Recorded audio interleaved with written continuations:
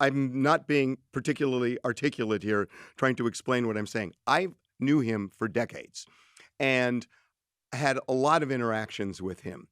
And what I saw was, yes, I saw the same person that you saw, that he can be charming, he can be funny, he can even be self-effacing.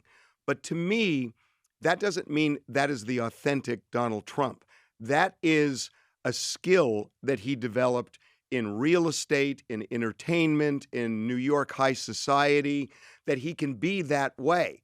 But that doesn't mean that's who he is. It's a skill No, he developed. yeah, but also, Harvey, we had No. this argument this morning, and Bill, I'd love for you to talk about this or tell me how you react. I have said for years now that Trump has got a shtick. He does a stand-up act at these rallies. I mean, he's the Henny Youngman or Rodney Dangerfield of politics in some ways. And that's a shtick as much as what Harvey talks about is basically a shtick. And I don't know that you can say one is more authentic No, than the other. it's part and parcel of who he is. In other words, he's not just that self-effacing person, and he's not just that guy who seems to want to be an authoritarian leader. That it's all wrapped in one is what I'm saying.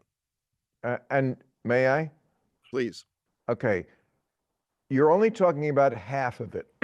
You're talking about sort of the personality half of it. You're right.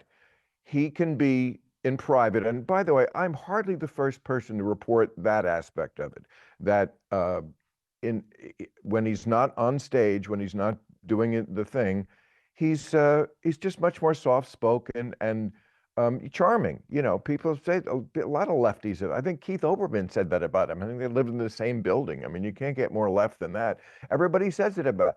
I'm talking about a different dimension. That's one thing, yes, and maybe that is an act, but no, I think that's more like what he really is hanging around the house. We're all different hanging around the house.